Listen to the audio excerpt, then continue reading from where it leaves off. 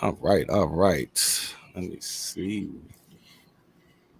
What's going on, ladies and gentlemen? Welcome back to the channel. I am your host, Dutch, the Black Non-Democrat. And if you are watching my channel for the very first time and you enjoy this content, please make sure that you hit that like button. And if you are just watching, just watching to watch, and it's on the playback and you're looking at this, please hit that like button. I sound great on YouTube as well. Okay, now if you guys really enjoy this content though, please be my guest and hit subscribe, man. But for all of my listeners and viewers out there who have been down with me at least for the last couple of months since we been getting this thing on and popping with the single motherhood aspect of the channel, I appreciate you guys watching these videos. I appreciate you guys coming through and giving your opinions on everything that I talk about. I know sometimes we disagree, but I think majority of the time we do agree on certain things. Okay, now I just want to give you guys an update on what I've been doing the last 2 days. Okay, and on top of that, I appreciate you guys being patient with me throughout my voice being gone. And I got up here. I should have just waited, but no, I couldn't. I just can't stop talking. But at the end of the day, it helped me out. It helped me get my voice back. It's not 100% back, but it's back enough to do this show tonight. Now, I am going to be putting out something so serious tomorrow, people. And I tried to put it out earlier this week, but YouTube demonetized it as the views was coming in. So what I had to do, I had to tweak it again because I need to get paid for this.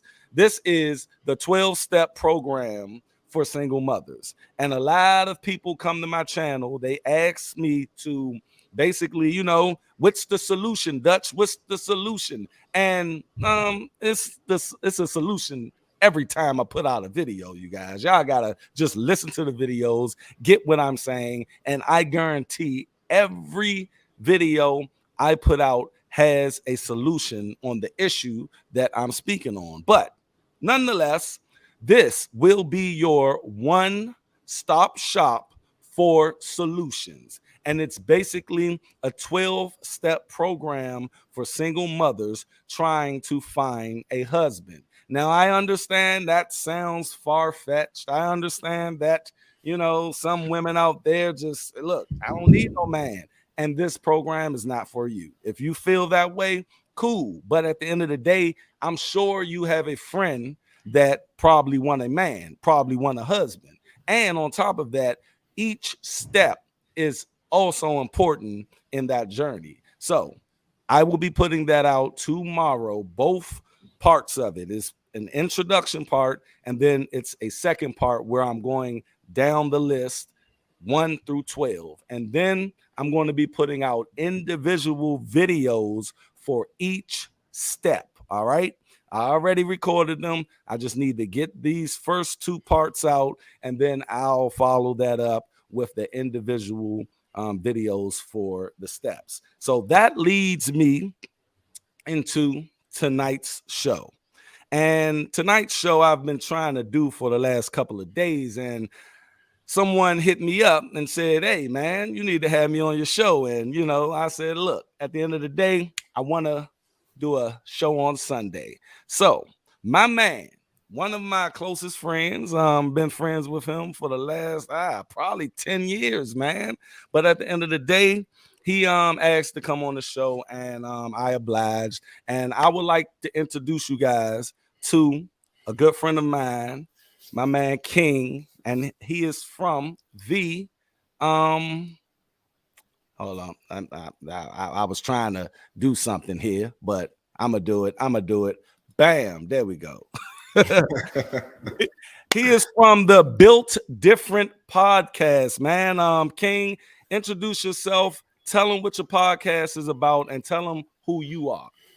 You What's got goody to Dutch listening public, man. What's going on? Like he said, my name is King. Build Different Podcast, one half of Build Different Podcast with my co-host, Mr. Go 30. A bunch of you probably know him. He do all the sports skits, but our podcast is heavily focused on athletics, social media, and any trending topic that's pretty much going on. So let me correct something really quick. Man, Dutch asked me to be on his show months ago. So this wasn't me pressing him to be on his show. He asked me a long time ago, and I told him, "You my man, like it's whatever, I'm gonna get on." So we was just chopping it up, man. He did his little segment on was Pookie Duke or whatever the hell the nigga name is. So I said, man, let me have it on. It's just these Pookies and Ray Rays out here. Pookies and Ray Rays, whatever. It's a lot of Pookies and Ray Rays. And for you guys who don't know, I did do a video the other day where I said, all black men aren't Pookie and Ray Ray. You know how, some of these women come to my channel and they try to make it seem as if, we're all like that. But I used my man's picture that he put on Instagram. That's lit. That's lit. Look, usually I don't give compliments like that. To get a compliment from me, that's a lot, man. But that man was looking sharp. He was looking real fucking sharp there, man. You know what it is. I was like, damn. Like, hold on. I need some behind the scenes. I need some backstory to this photo. Nah, so first of all, you might just want to just post the photo so they can see. I don't know if you can put it up on your screen so they can see or whatever. I'm about to show y'all this photo because this one of the. Was this a photo shoot or? So there's certain photos that just need to be. I'm gonna put it up here, so y'all can see this shit. And it's a compliment though because it's really. Let me just put it right here. I'm gonna let y'all see this photo real quick because I seen it and I was like, all right, I see my man trying to look like. I hate that word, trying. Nah. So that ass, it was from a real estate company I started. Me and two of my brothers. So we did a professional photo shoot. We had the casual look and the professional look. Look at this photo, man. You know what I'm saying? The Ferragamo. You know what I'm saying? I got the Ferragamo on. You know what I'm saying? The Movado. You already know what it is, man. Hey, bro. I'm gonna go ahead. I might just keep this photo on. You gotta do, man. Like, we love it. Look at it's getting face, mad buzz. Look at the face, man. Buzz. Come on, son. And then look, man. Look. You see how the weight catch it light, you know what I'm saying? The fitted suit got your That's weight. tailored. That's tailored. I like that. I like that, man. Look, I'm a wrestler fan. I'm a wrestling fan, right? We got Cody Rhodes. He dresses just like this, man, and that's my favorite wrestler. Because I don't even know who that is. But whoever is a wrestling fan, you should know what I'm talking about. But he dresses like that, and I'm about to start dressing like that. You need to. Because I'm about to be 40 next year, man. I'm about to be straight up 40. I thought you was already 40. Come on, bro. I don't look 40. So listen, everybody. Before we really kick it off, man. Like this episode or this live is gonna be crazy because he and I have had so many debates, so many battles back and forth on the job, on the phone that should be made into content. So this is actually a blessing that we on here. Those are all lost in the ether moment, man. Right. I still got the video of you falling. I don't know if I told you that. We ain't gotta get into all of that. Yeah, we're gonna get into this topic here. That's the bloopers. That's the bloopers for everybody that don't know. It's like your older cousin always come over once, say something and burn some shit on you. Nah, man, we just keep it real. That's what we do. All right, man. I appreciate that. I appreciate that intro, and I appreciate you for coming on, even though you did ask me the other day. But no, who's counting? I did ask after you asked me. Yeah, after you asked me. Yeah, it was a couple months ago, and you did ask me to come on your show too. But anyway, Anyway, and I'll be obliged. I'll come on. We can do it. We can do it. Tit for tat. I'm not. Listen. I mean, hey, that's what you're about. Nothing. Get Nothing. Forget about it, as the Italians would say. Now, all right, people. That's a little warm up. Let's get to this topic, man. I've really been wanting to tackle this topic. I have been tackling topics of women being held accountable, and I think we all can agree that women should get held accountable just like men get held accountable. At the end of the day, it's decision making that makes the world go round. Everything we have, everything we see, everything around us is from someone's idea and someone deciding to do something. Now, it could be a good thing or it can be a bad thing, like Hitler. Hitler decided to do some fucked up shit. You see what I'm saying? Hitler. And it was based off of his thought process, how he thought, and he decided to do it. So at the end of the day, I'm asking the question, should single mothers, and I mean all, be held 100% accountable for who they have a baby for? Now, a couple of people in the chat room, they said yes, they should. I know my man Piff. I know he's going to say, he said accountability is a hard pill to swallow. Yes, it is. But let's just, before we even get into the question, bro, I just want to know your opinion, or what do you think accountability actually is? You got the floor. Nah, I mean, I think it's self-explanatory, man. Anything that you make a decision on, you have to be accountable for it. You have to live with the results. So I personally would love to get deeper into the conversation about why this is such a trending topic, if it is, because I think that's self-explanatory, right? Like, I think if I kick a wall and I break my foot, I need to be accountable for that. I need to understand that there's nobody's fault but my own. But I would, me too, I'm always going to play devil's advocate and understand that sometimes, right, the position or the way that something's presented to you isn't the same when you open the package, right? Can you explain that a little bit? All right. So just to be transparent, a lot of times men present themselves as something that they're not. Okay. So when they get into a situation with a female and they start to do a 180, right? And now a lot of times females are stuck holding the bag. Then that's something too that you could say, listen, maybe you shouldn't have had a baby as quick. But at that point, do I put 100% fault in her? Because she trusted the words and the actions from the current standpoint that was being presented to her. I still think that she, and it is jive fact, but I mean, let me ask you this. If Beyonce cheated on Jay-Z right now, what will happen to each one of their album sales? What do you think? Go up. They'll go up. You think Jay's will go up? They'll go up. I think Beyonce's will go up, and Jay's people will start to laugh at Jay-Z. Even though Jay-Z presented Beyonce and Jay-Z for the last 15, 20 years, a long time have been literally a couple, and everybody signed on for them to be the royal family of hip-hop, right? Everybody loves their relationship. Men and women love their relationship, right? But the moment he get cheated on by Beyonce, most men will say, damn, she got you, dog. You should have known about that, man. Hold the fuck up. But we all knew what he was doing, but the consensus will be he got, and he's going to have to deal with that, right? He's going to have to deal with the consequences of her cheating on him. I think that's a really bad example, and I'm going to just tell you why. I get the perception though. Beyonce and Jay-Z separately were iconic. Together, they're untouchable. So I think even when Jay-Z cheated on Beyonce, think about it.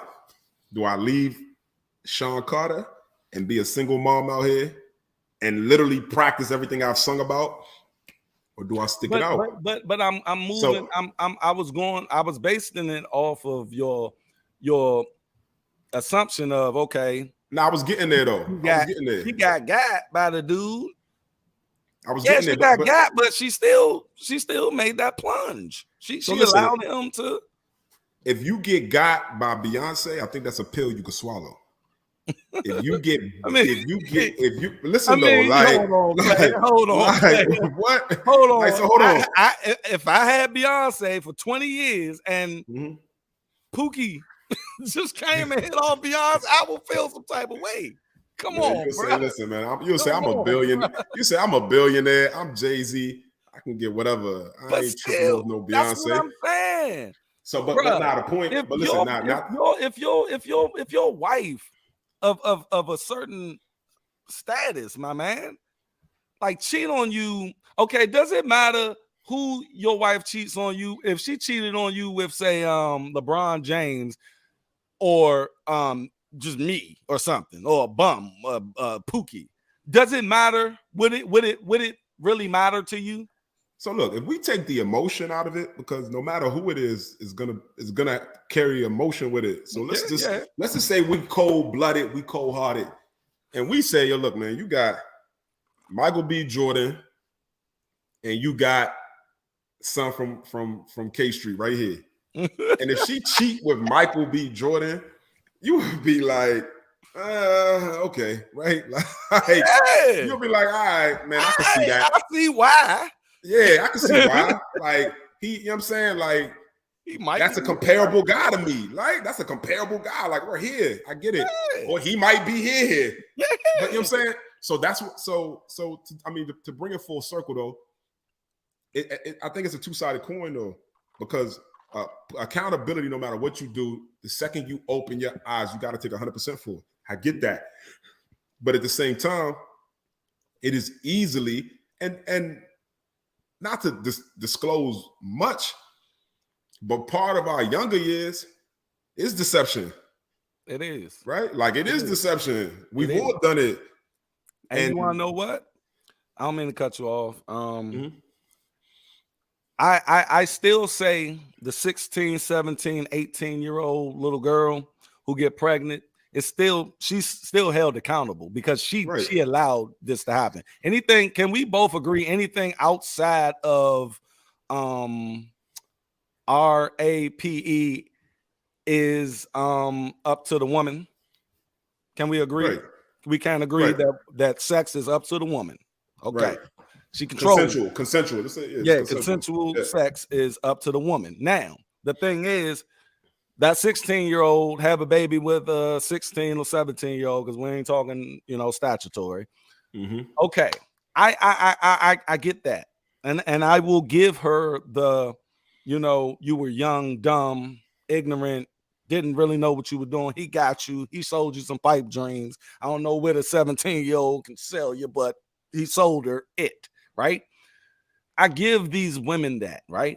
And I always say, look, if you had a baby at that age and, you learned from that experience and you knew that, okay, this wasn't right, and you still decided to have the baby because some people don't believe in abortion or whatever, right? So if you continue on in life understanding your mistake and, like, okay, I need someone to, help me raise this child, anybody, any male figure, you know what I mean? And they go about life not making that mistake again. That's holding yourself accountable, right? But if you do this and then you say, F my baby daddy, right? Go on Facebook, F my baby daddy, and then have a baby at 20 with another dude that ain't ish. F my baby daddy. This dude ain't ish. Then at 24, F my baby daddy. It becomes a you problem at this point in time. Do you agree? I agree. But what are we talking about here? Are we talking about special circumstances? Or are we talking about the general? General. Because do you think that's the general trend that you just described? I don't think I know. Okay. It's statistically proven that 60% of women in the black community, and we can only talk about the black community. I understand, America is big, right? And the single mother problem is everywhere, but we're going to keep it in house here. Now, 60% of black women have children.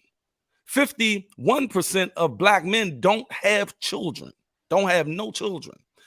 30% of these black men have families. We're in families. We're married. And then the other black men percentage, they either don't have jobs, the Pookies and Ray Rays, that's like 15%. And the other ones are not married, but they co-parent with their baby mother. You know what I mean? Now, we got to think though, 81% of these babies are being born without fathers in the household, right? If you look at the stats, my brother, at least 40, and I'm being generous here, 40 to 50% of these women out here that have babies are having babies with 15 to 20% of these men that we call deadbeat dads, right? And they're having multiple babies with multiple men. So when they say, these dudes ain't ish or these N-words ain't ish, they try to blanket the entire black man percentage as these guys, but it's not that. What it is these 15 to 20% are having a lot of babies with these, let's say 35 to 40% of women. You see what I mean? So it can look like black men ain't ish. It can look like we ain't shit because a lot of these women are having multiple babies with multiple, they're fucking the same guys out here. And I did a video like, why is Pookie and Ray Ray getting all this pussy? How do they get all this pussy? I remember being in high school, seeing these dudes. I could not get a kiss, man. But these dudes, these thug dudes, these gangster niggas, they literally picking youngins up at school like damn. Okay, cool. We had somebody at work, didn't we? One of our we had a couple of hold on. We had people. We had one particular woman who had 2 babies by a ain't-ish dude, like literally. And she said she wanted to have the second baby. Yes, she wanted to have the second baby because she wanted it to be with the same guy. But yes, okay, I remember that story. He's a bum. So listen. But this happens. Go ahead. So listen. So it happens. It does happen. But I was looking for the percentage that you said was saying F my baby daddy the first time, F my baby daddy the second time. Does that percentage include the guy that might have passed away? Is that the percentage that might include, again, the guy that might have dealt a wrong hand because he was in the wrong place at the wrong time with the wrong people and he got incarcerated? What does that percentage tell me in reference to the type of guy? All right. You have that 15% of a guy, that the Pookie and Ray Ray, whatever you want to call him, but I'm a guy with multiple kids by multiple women. Mm-hmm. I don't fall into that category. Mm-hmm. Now what I'm saying, so I just that's the percentage that I was looking for. We can't, when we do stats. My wife, she works at the Census Bureau, right? And she told me how stats work or whatever, right? So stats work like this. Through jobs, through military, through schools, through college. There's a criteria. I get it. Yeah. Whatever people signing up for, they're getting counted. You know what I mean? Now, right. we can go to the stat where they have how many, or go to the CDC. CDC has all of this. We can go there and see, how many widows are out there. You know what I mean?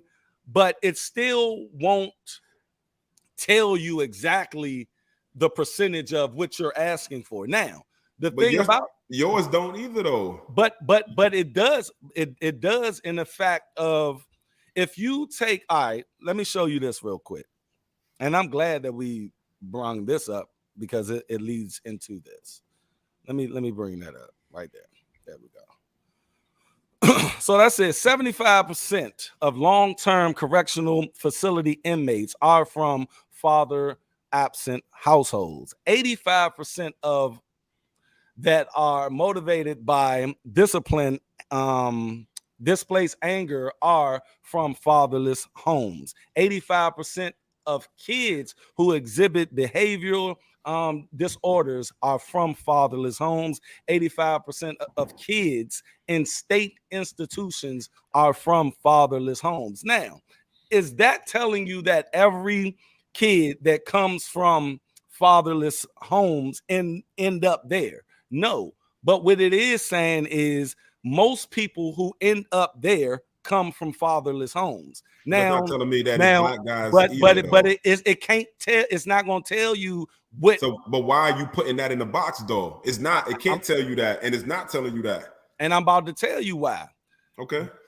I can't attest for every individual situation, but I can tell you that most women who have multiple children literally come from single parent homes, and most women who have multiple children are in poverty, are in destitute.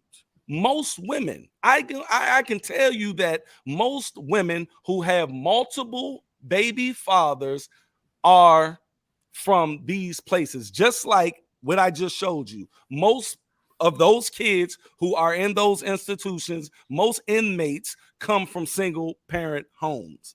And that's the thing. I'm not saying is that also the Caucasian in the trailer park too, right? Well, yes. Okay. You will say that. That all right, will be so what I'm also trying but to we're gain only an understanding 13% of the population, and 4% of, and you got to think. So let's break it. And we're the minority, right? Yes, we are. Okay. The thing is, hold on. Out of that 13%, it's like 7%. It's more black women than black men. It's like 7-8% of black women. Now, we got to understand that prison industrial complex is real. And a lot of those guys, and you keep forgetting, 51% of black males, that's half of black males, don't have children. And a lot of them are in prison. So that means the kids are biracial, right? Huh? That would also mean the kids could be biracial, right? But the thing is, if you can't,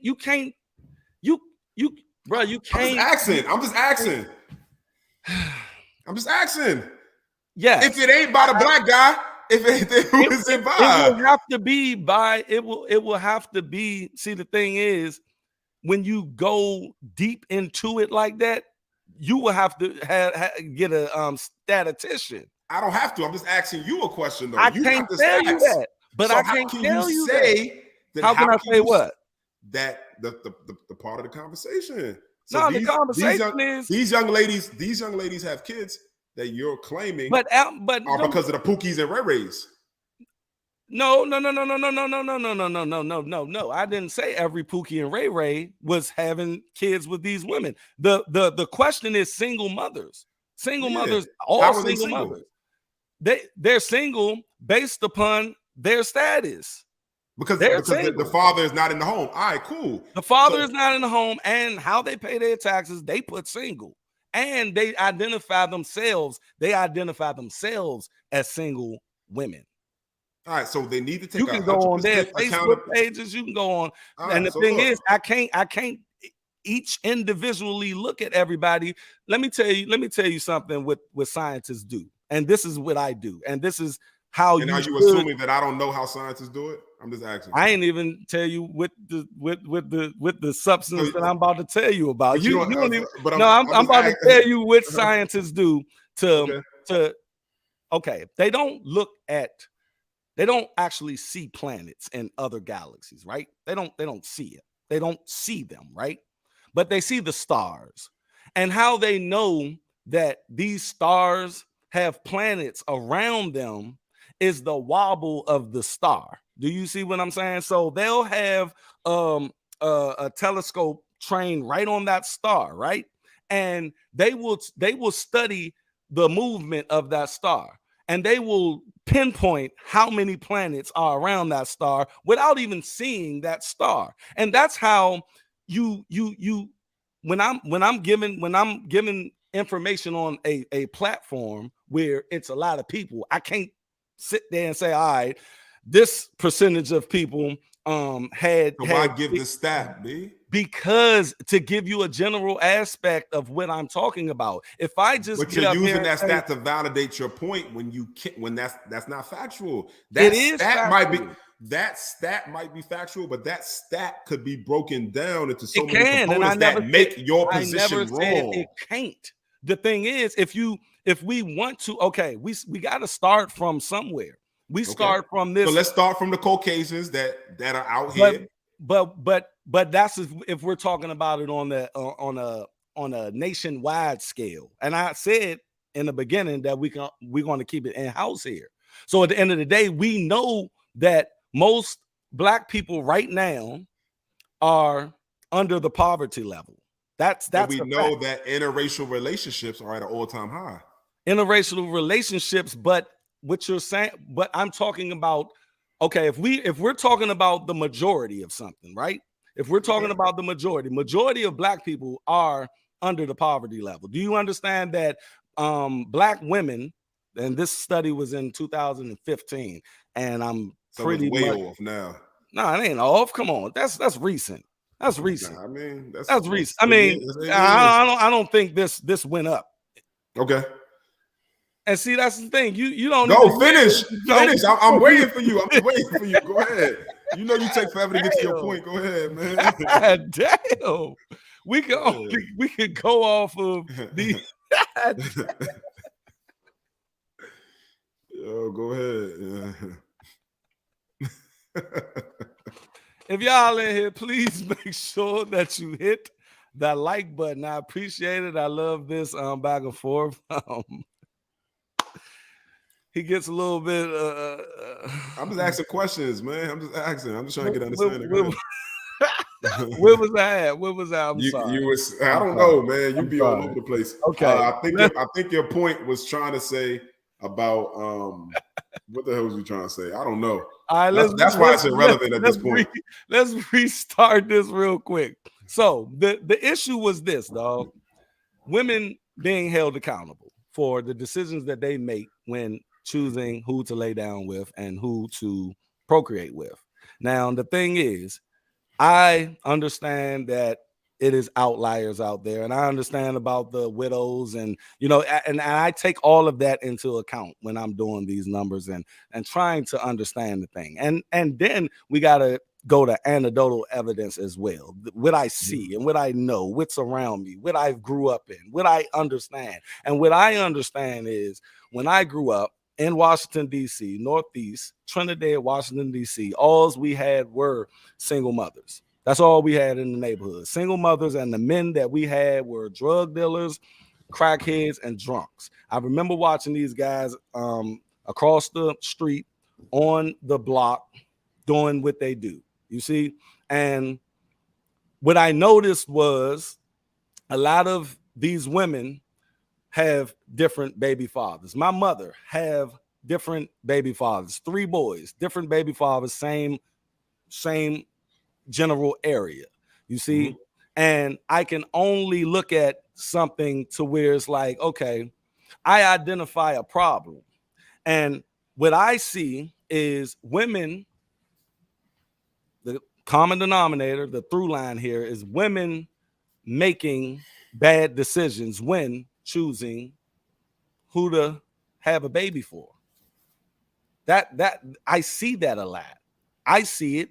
It's probably, man, they have jokes about this.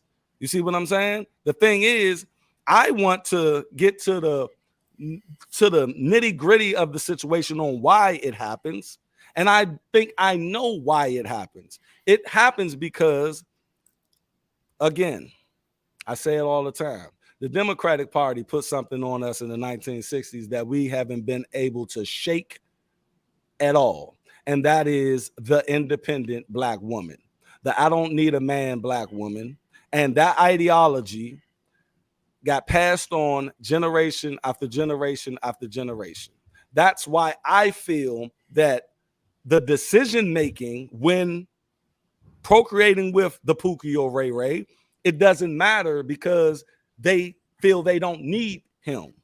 And then when asked about, your baby father, they say, it's his fault. It's his fault. It's his fault I'm like this. He got me pregnant. And I hear that a lot.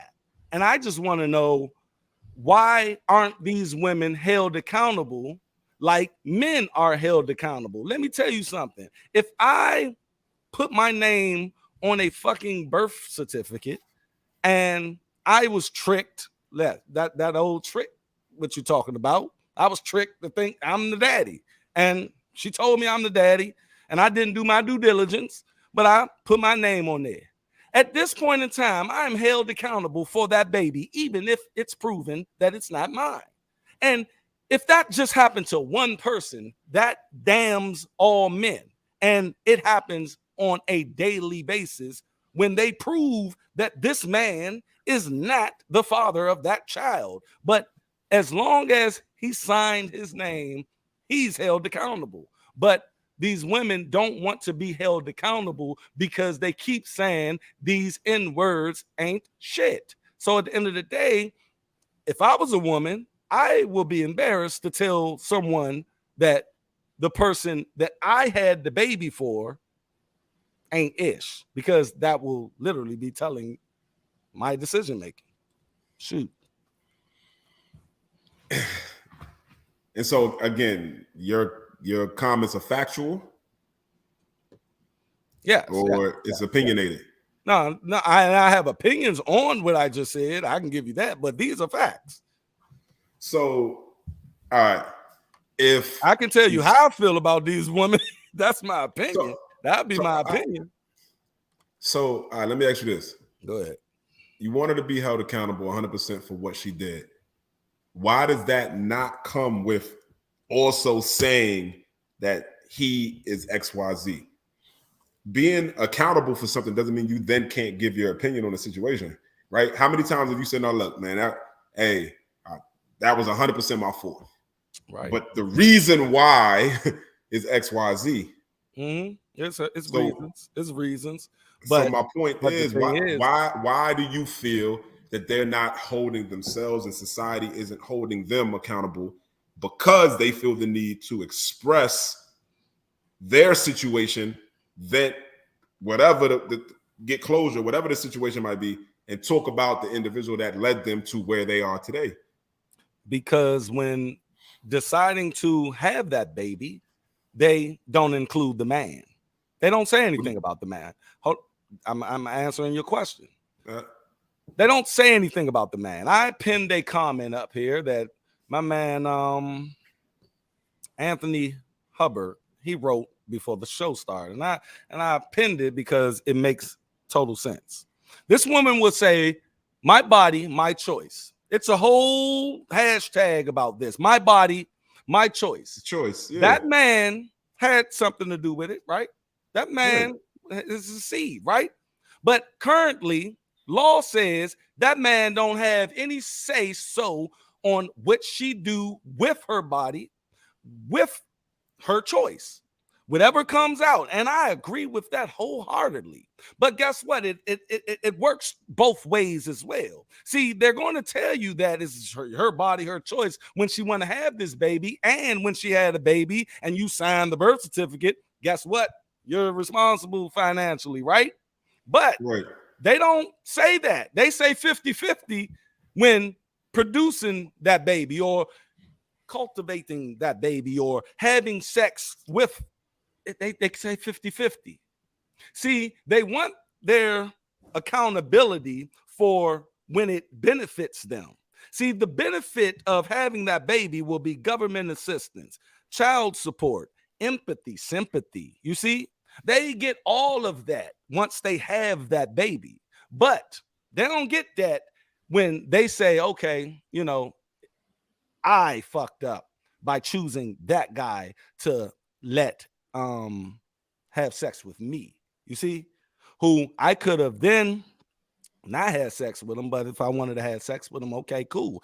I should have made him put on a condom. I should have been more responsible with my body, because if my house is open to the public and I allow people to come in here and they fuck up my couch, they, Rick James my shit, it's my fault because I opened that house. I don't care if, I trusted people or whatever. I opened up that house, they came in, and it's the same with her body, and it will be her choice.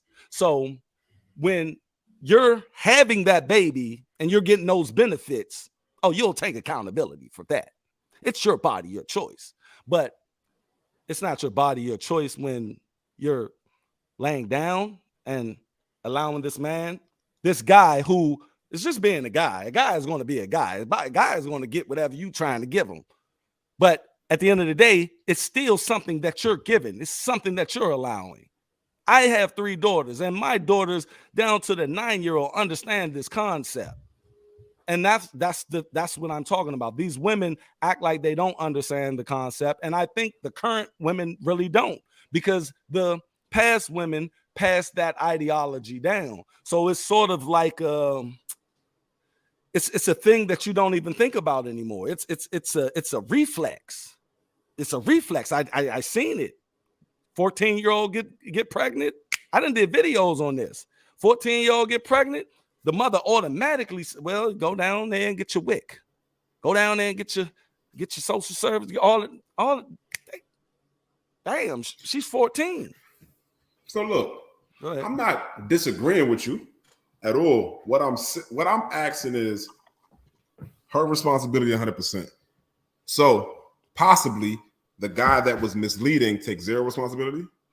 See, no. Okay, see, all right. So hold on. Hold on. Let me address that, because you seem real eager to. So go ahead. You wouldn't let me finish, but go ahead. Go ahead, brother. No, go. We done got here. This is what brother. You do. Go ahead, man. Go ahead, brother. Go do what you do. So, all right, the guy that's misleading takes 0 responsibility. The situation in a relationship where the two tried that didn't work, the guy takes 0 responsibility. So if the woman takes the 100% responsibility for her decision, right? Let's just off a theory. There's only the highest you can go is 100%, right? On the test, you can only get 100%. Mm-hmm. What's the guy's percentage of responsibility for the relationship not working? And again, to anybody that's listening, whatever, I'm not disagreeing. Yes, responsibility. We talked about it before we got on here. Mm-hmm. The minute you do something, you got to take full responsibility for your actions. I'm just trying to see your mindset on what the guy's role and responsibility is in any situation. The guy's role in the responsibility is this, or responsibility is this. A guy has the seed, okay? And the thing about it is, and I know it's going to sound like I'm running away from this, but I'm not. But you got to hear me out, okay? Just hear me out, my brother. I'm listening. Go. I didn't stop you. Okay. Because I don't want you to feel that I'm trying to take up for these men. Who you trying to take up for? I got a saying, right? I don't blame an incompetent person. An incompetent person is a person that literally cannot do something. They can't do it. Mm-hmm. It's impossible for them to do it. I can't blame an incompetent person. I can only blame the person who gave the incompetent person the job. If we worked at a certain place, right? So at the end of the day, are you not allowed to talk? So no, I don't.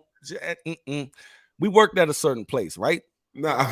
So that company right there is responsible for a lot of shit, right? Now, they do their due diligence in vetting people who get through those doors. Sometimes they don't, though, right? And things happen within that job that is very, very unfortunate. And it's because of employees, right? So the job will fire the employee, but the news will blame the news will blame the company, right?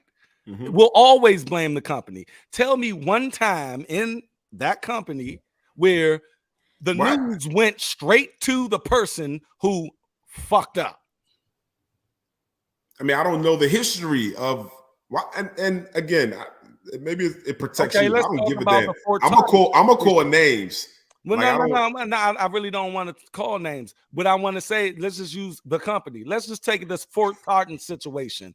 That right there, I don't know anybody's name who fucked up that, but I do know that company's name who got held accountable for it.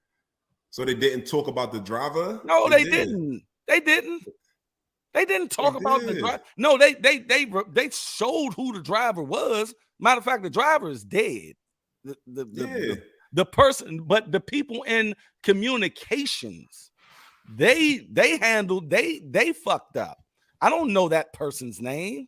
The thing is, in general, usually the company or the CEO holds responsibility because they need to vet that person. And look, bruh, at the end of the day, I tell my daughters this, and I say this if I was a woman. This is a whole body. This is my body. Do you understand that the number one worst pain in life in all of history is childbirth? That's number one. Number two is getting burned alive. Do you think I'm just going to lay down and go through the most fucked up pain ever for a dude I think may be around? Come on, man.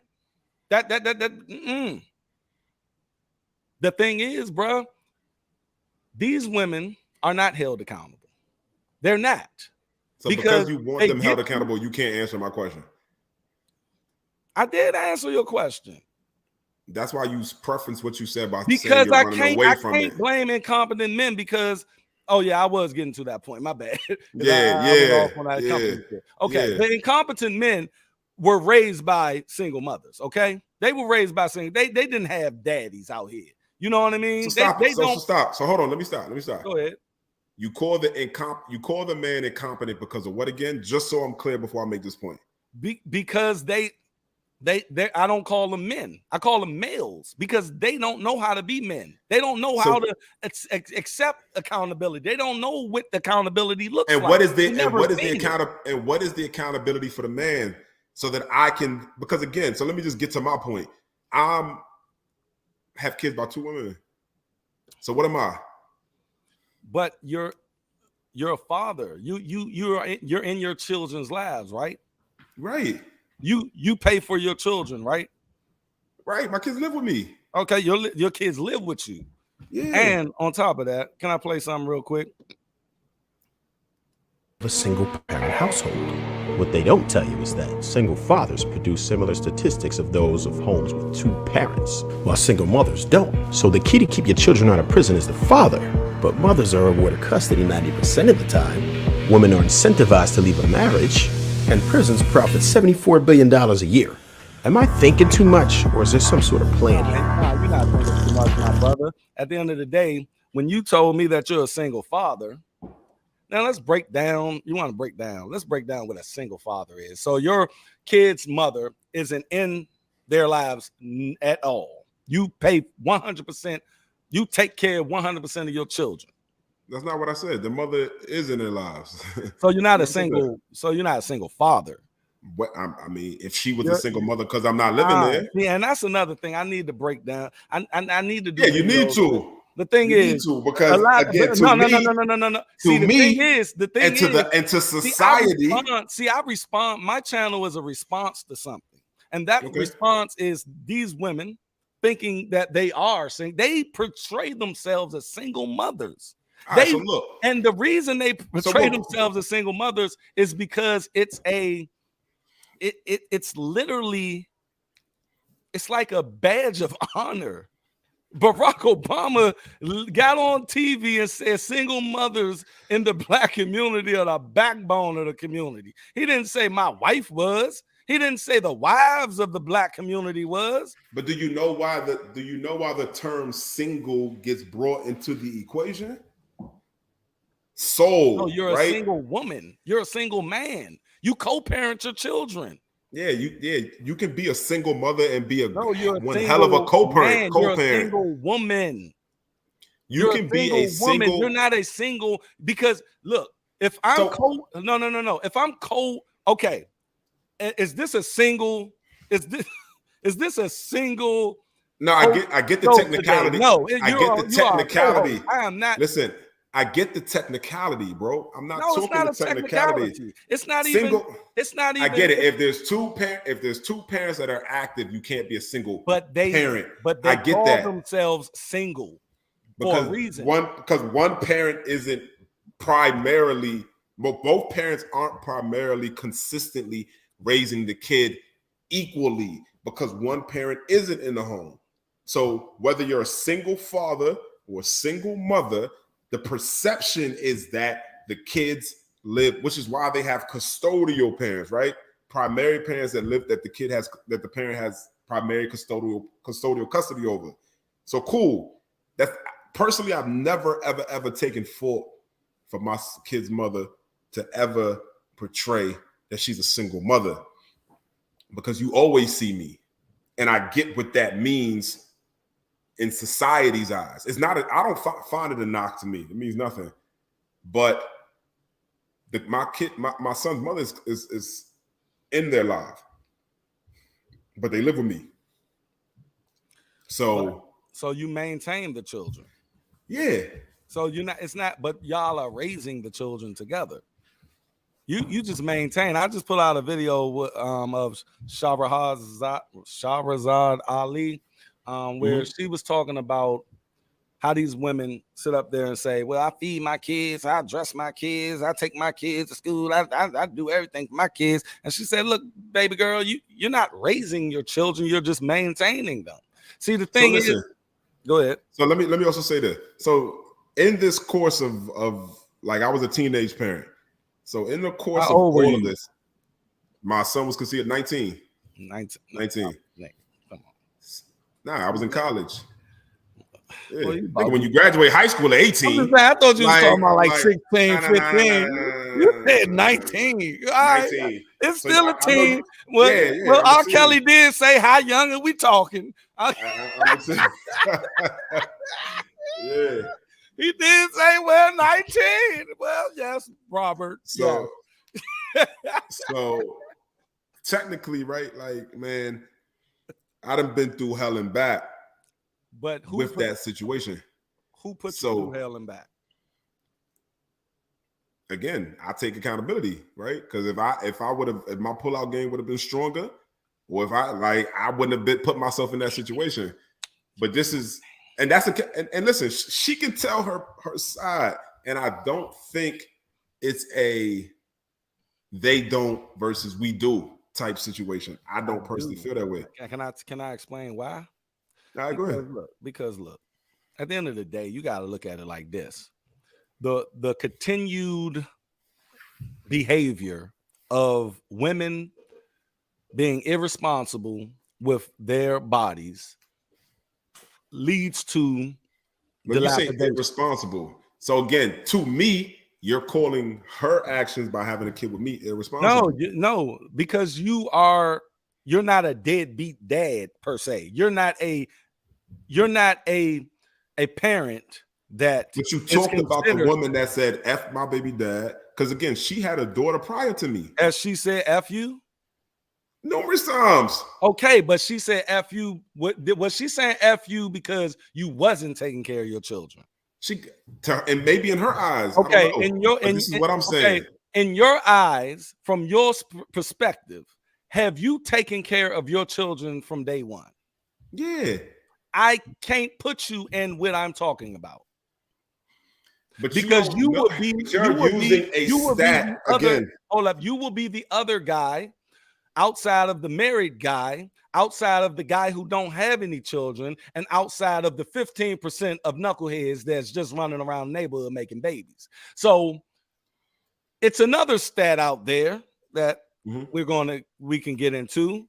46% of fathers in that realm actually do take care of their children, be it child support and being there with their children, buying their children shit, helping them with their homework, giving them logic, giving them all of this. You see, it's noted in schools on school records. It's noted in all of these things. You see what I'm saying? That's counted. So at the end of the day, it's one of those things where black men don't have a leg in court, period. Right. We cannot, and it's so much to where when we do win, when we do get success in court, we rejoice because it rarely happens. That thing is set up against men, period. You got family court and you got child support court. Why aren't they the same damn thing? You see? Right. It's set up like that for a reason. And it's they lot talk of about men, custody, then you got to do separate for child support. It's a lot of men out here, and I'm so surprised. Like, my brother, you probably, I can count on my 5 fingers on my one hand. You probably, dog, it's hard to believe that you have your children. It's hard to believe that you have custody of your children. Like, when I hear that shit is like seeing the little person. We don't see those. We don't see that a lot. No, that elevator open and he right there, and you like, whoa, wow. Wasn't ready for that. Like, I wasn't ready for you to say that. And I'm gonna say that. So I'm gonna say this to everybody. I'm not degrading my kid's mom or nothing. You know what I'm saying? Like, there's no ill will on my behalf. Like, for whatever people think, why my kids live with me, whatever the case might be, there's no shot at all. And guess what? Towards my baby moms. What you just did. Men do that. Men do that. Real men do that. And I speak about that, like how we still think that even though she said all of this bullshit, we still think that the children should have their mother in their lives. Right. But it's too many times. And I want to get some other people in here, and I'm gonna start bringing them in here. And I love this discussion, my brother, because I like when people challenge me, and I like when people hold my foot to the fire. But I'm gonna put this link in the chat room, you guys, and please do not come up here with no shenanigans. I swear, man. I will block you from my whole channel. I will remember your name and I will block you from my whole channel, and I will report you, and I will get your whole page shut down to where you gotta go and do a whole nother email and everything. I will literally go, because the shit that happened last time was uncalled for. But here's the link if y'all want to talk or make a statement or ask us a question. It's right there. But please don't fucking do it. But like I said, bro, the thing is, I commend you though, man, because as a father, you got to take on. Can you talk to the people about being a single father? Let's just use that term, single father. Can you just give some insight on that? How did that even come about? Like, how did you win that fight? Like, tell us, brother. Tell us. So look, please. I can't really get too deep into that. I mean, you don't gotta get deep. It's just, I can't get deep into that. But all I'm gonna say is God is God. My big brother, he spent over $200,000 and he has not seen his children in 8 years. So look, let me start from young. All right. So where I think a lot of the benefits that I gained was because, and I don't even know if we talked about this, man. So I'm West Indian. You know what I'm saying? My father's. I know, brother. Yeah. So we big on family. So when, I had to tell my peoples I was expecting a kid. They even though it was a problem, like, they didn't necessarily turn their back. So when she gave birth to my son, I had to go to school in South Carolina. So my parents let her live with them. So I remember telling her, if you ever put me in the system, like, you ain't get, like, it's a dub for you. I kept it a buck because I knew what that could play in my life moving forward. So as the years went on, I just think that thought, maybe even that phrase, helped me get to this point. So how they got to live with me was just really, and I'm not even going to say a blessing from God, because the situation is actually really bad. But yeah, for me personally, it's like a dream come true. Like I've been fighting for them to live with me since my oldest was 4, and it just, you know, in due time, man, I just stay patient. I just stay consistent. And at some point in time, your sons need their father more than they need their moms. And I got them. So ever since then, it's been a blessing, because like I was, again, man, when I was in South Carolina, when I came home from South Carolina, man, she got in the military, and then she, you know, started her life separately. So we were never really technically together through the course of my kid's life. Right. So being the father, the out of the home parent, is difficult, especially when she's moving and I gotta adjust my life to be able to see my kids, because it was never a situation where no matter where she went, like I used to tell her all the time, like, man, you think you're moving to Florida or something? Nah, like that, you, man, nah, you not, like, and I kept it.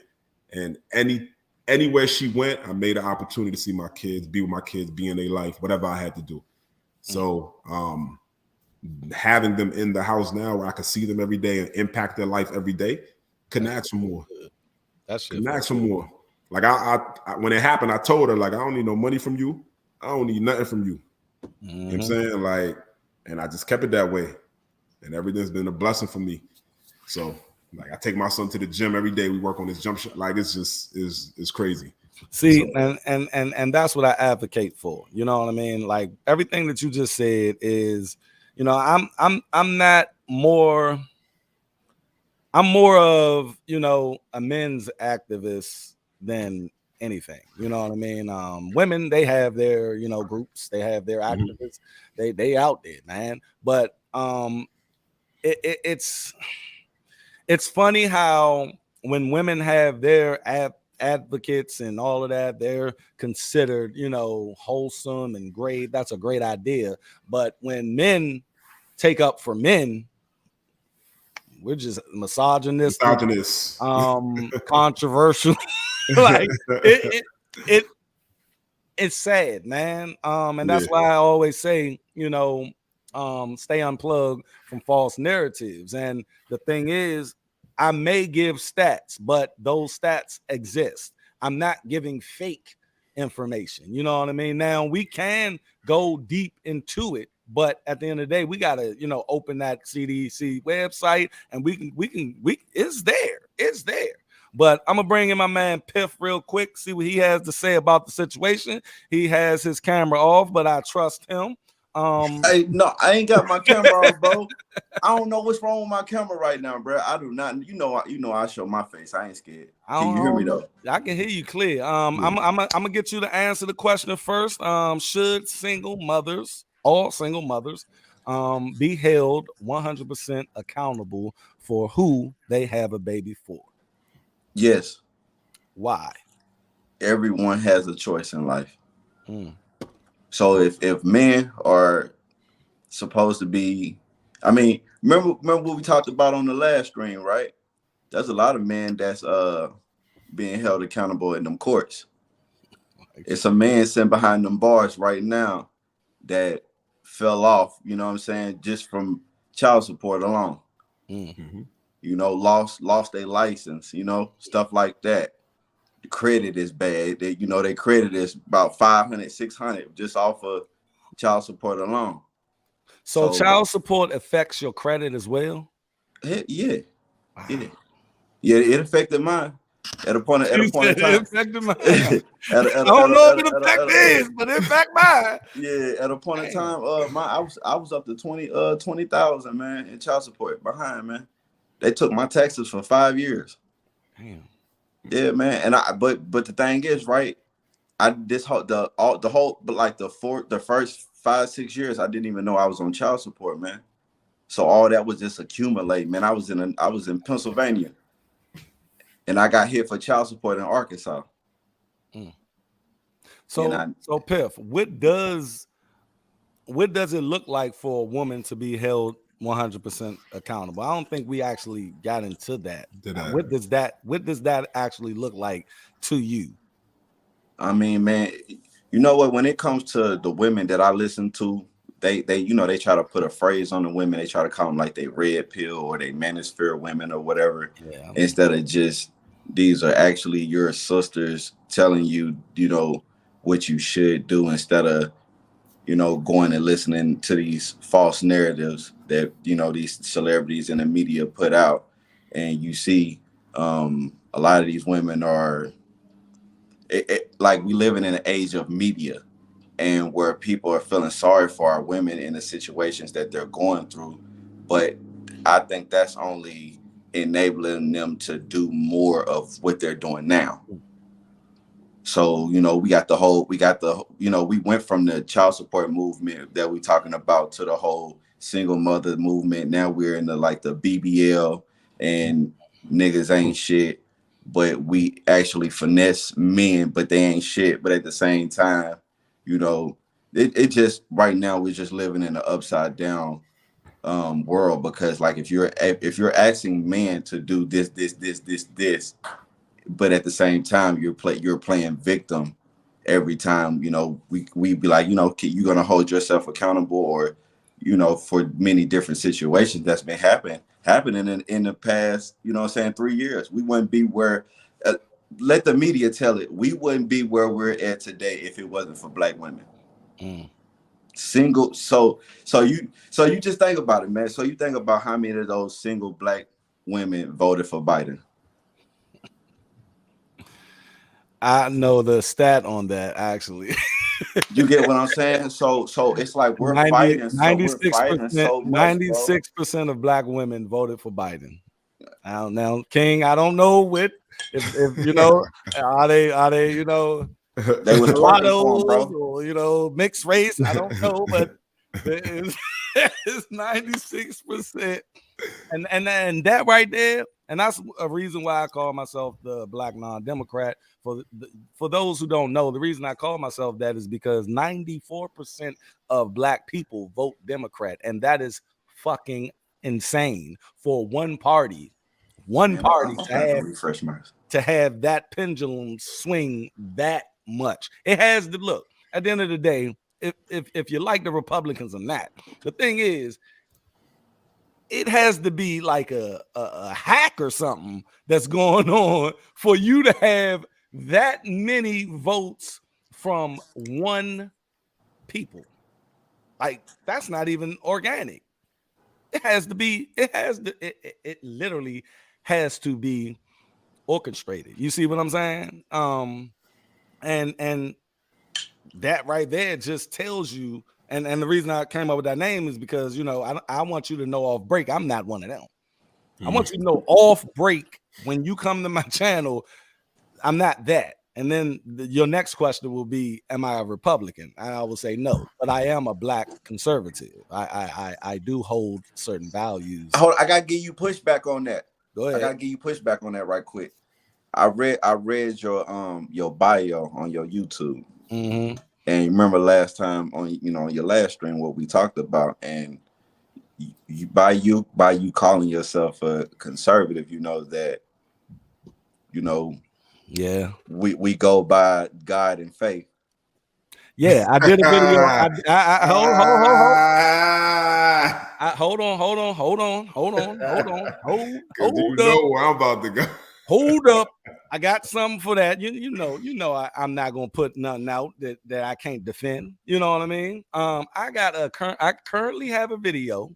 I think I deleted it though. But matter of fact, I'm gonna re-upload it, where I'm talking about that right there. And I specifically said, the title says, how are you a conservative and you don't have a religion? And I go in depth about it. But the thing is, I'm not a full-fledged conservative. I'm a social conservative. Okay. I'm a social conservative when it comes to family, nuclear family, man, women, children, raising the children, and certain, ideologies of how to stay professional, how to stay in order. You know what I mean? I'm more of a in order type of guy because conservatism was built upon the notion that when human beings, and it's throughout history, we will see it throughout history, when Moses came down from the mountain with them tablets and he seen what was going on down there. When humans are left with nothing, no type of structure, they will fucking go chaotic.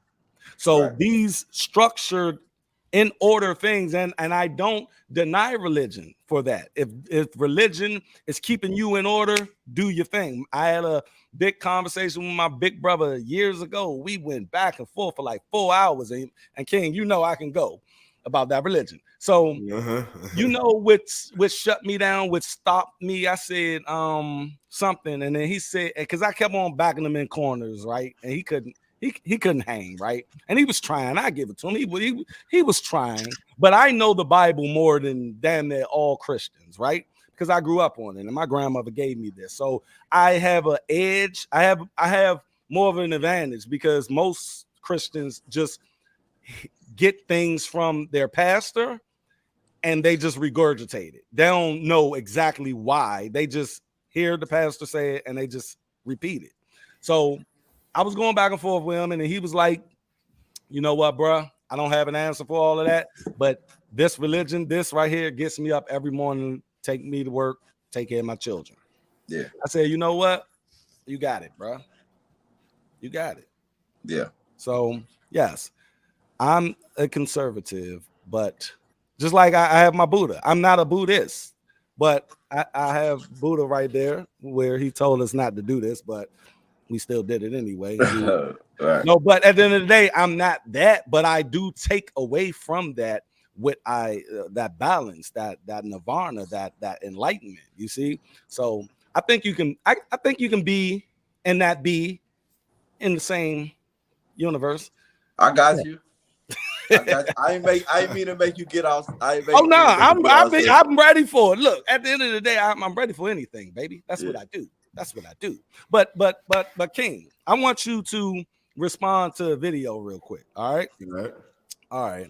Bring them on, baby. Oh, you know I'm gonna play my videos. Bring them on, baby. Like, and these are my talking point videos. So you know these are my babies. But let's go.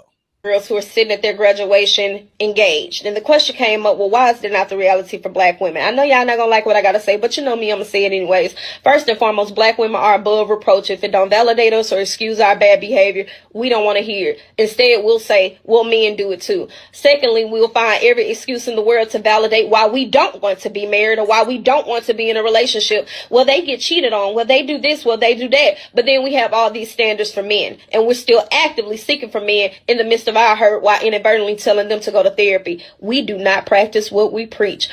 Thirdly, the independent woman is a myth. Actually cared about being independent and it was something that made you happy, you would not have all these standards to negate your independence. Nobody wants to relinquish power. You'll find every excuse in the world to not be submissive and wonder why white women can get away with their bad behavior. We take everything bad from white women, except for the fact using marriage to our own benefit. But you'll run to the child support office though. Equality against men, and the only time we actually want to be equal to men is when it comes to degenerate behavior, hypersexuality, abusing or abandoning children. Even when it comes to the gold digger conversation, what you don't see those other women do, even when they are just screwing men for money, is bashing men, inadvertently making men feel like they're not important. Also too, telling them that they don't need men. Psychologically, we have been taught to disassociate ourselves, and even in that Malcolm X quote where he says the black woman is the most disrespected, he also says to be near your man. Who taught you to hate the very race, the group of white girls who are sitting? I just want your reaction to that. I don't think she's wrong. But again, I think everything is subjective, man. Like, you know, you talk about your experience, and a lot of times people base their opinion off of what they hear, not what they know. And I think that's a way to go wrong in any type of argument, debate, or any type of understanding to a situation. I mean, the independent woman movement, I think, is real. I think African American women are becoming more empowered or trying to become more empowered more stable, less vulnerable because of reasons why us as African American males are so defensive, right? Like we have history of being abused, used, whatever the case might be. So now that we have a platform and that we dominate in so many things, we feel rightfully so justified to be how we are, to act how we are, and handle things the way that we do. So personally, right, if I speak from my experience, again, I think part of it too, like we've had this conversation about being raised, like I'm West Indian. So like I'm not a verbal alpha male, right? I was raised to be an alpha male. And certain things that African American women do don't intimidate me, right? What you mean? So you talk about the independent woman talking about they want this, they have these. So I'm one that say, look, man, you're either gonna, in certain situations, it's either this way or no way. And that's just the alpha male mentality. You can voice yourself however you want. That don't mean I have to do it or I have to go along with it. And it doesn't scare me that you feel this way. Can I interject real quick? All right, go ahead. Jill Scott said something on the Breakfast Club that just made me just chuckle, and she's dead on. She said, let me see if I can say it. She said, you can't tell me what to do, but if you tell me what to do, damn how she said. She said something like, you know what I'm saying. She said she likes it. Yeah, she said, she was basically saying this. A man can't tell her what to do, but a man can tell, a real man can tell her what. See, what you was just saying was basically men. I seen this skit with this girl. She was like, well, I'm about to go home. He was like, nah, what you about to do is sit your ass down and I'm gonna cook and then I'm gonna give you some dick and we go watch movie. And she was like, I mean, it's just a certain, like, my wife had, like, she told me, like, I did certain shit and she was just like, oh my God, like, I get listen, so it's this, man. It's really and I had a female tell me this once before, and her attraction to me was she felt she could follow me. Say that one more time, player. Yeah, her attraction to me was because she felt like I was a leader, which I am. And the idea is that the independent woman is only independent if she doesn't trust you, right? Just like ourselves, like, man, we're not gonna take a female seriously. And if we're like, man, you got 30 more bodies than me under you, like, what am I doing here? Every time I cut a corner, every time I'm like, yo, somebody crank, or like, we're not gonna take you seriously in a relationship. So in that clip of certain things she's talking about why African American women are falling short in the marriage category, again, I mean, they do have standards high. Like, so listen, I'll be the first to say I've never dealt with a white girl before, never dealt with a Caucasian girl before, ever. Now let's ask around. Piff, have you partaked in the snow bunny? Hell yeah, but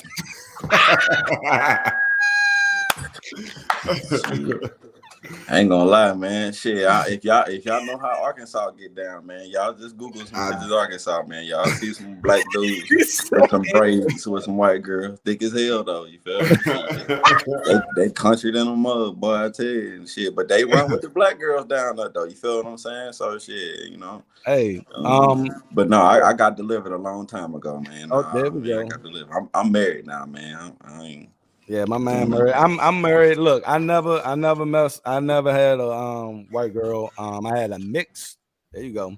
I had a mixed girl. If that counts, then I'm lying. If that counts, I don't think it counts because I don't think it counts either. So I've never said it in my years of living. I look at mixed people as their own race, though. You know what I mean? They're not like, you can't.